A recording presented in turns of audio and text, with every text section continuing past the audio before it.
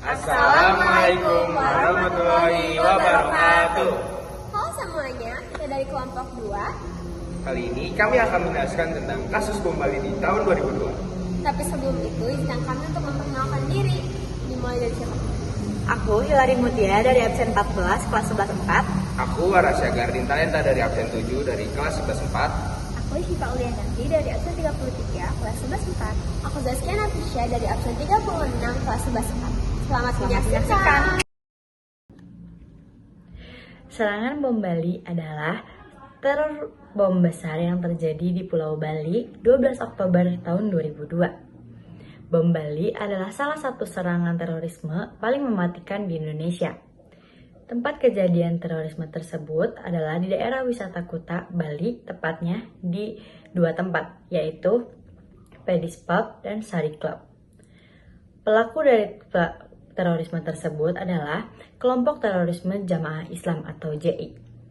Motif serangan dari pelaku yaitu untuk mengincar warga negara barat, terutama Amerika Serikat dan Australia, sebagai protes terhadap kebijakan luar negeri mereka di Timur Tengah. Kronologi kejadian tersebut, pukul 22.00 WITA, sebuah mobil berhenti di depan Sari Club, Jalan Lagian, Kuta Bali, menimbulkan kemacetan. Sopir mobil tersebut turun dan melarikan diri. Pada pukul 23.05 WITA, bom pertama meledak di Pedis Club, Kuta. Beberapa detik kemudian, bom kedua yang lebih besar meledak di depan Sari Club, tidak jauh dari lokasi ledakan pertama. Pukul 23.15 WITA, bom ketiga meledak di kawasan Renon, dekat kantor Konsulat Jenderal Amerika Serikat di Denpasar. Ledakan ini tidak menimbulkan korban jiwa. Akibat dari ledakan-ledakan tersebut, 202 orang tewas dan 209 orang luka-luka. Mayoritas korban adalah orang wisatawan asing. Aksi bom Bali ini merupakan ancaman, yaitu aksi terorisme yang dilakukan oleh kelompok Jemaah Islamiyah merupakan ancaman nyata terhadap kedaulatan negara dan keselamatan rakyat Indonesia.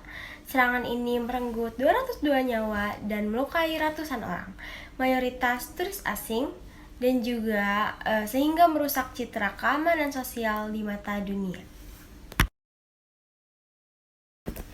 Hambatan. Pada saat itu, Indonesia masih belum memiliki undang-undang yang kuat untuk menangani kasus terorisme, sehingga proses penindakan terhadap pelaku termasuk sulit dan juga lambat. Aparat juga kekurangan sumber daya dan pengalaman dalam menangani kejahatan terorganisir berskala internasional. Lalu, gangguannya, serangan bom Bali mengakibatkan kekacauan sosial, penurunan faktor pariwisata, lalu ketakutan massal di masyarakat. Bali sebagai destinasi wisata utama Indonesia lumpuh dan mengakibatkan kerugian yang besar dan juga trauma psikologis bagi korban warga lokal.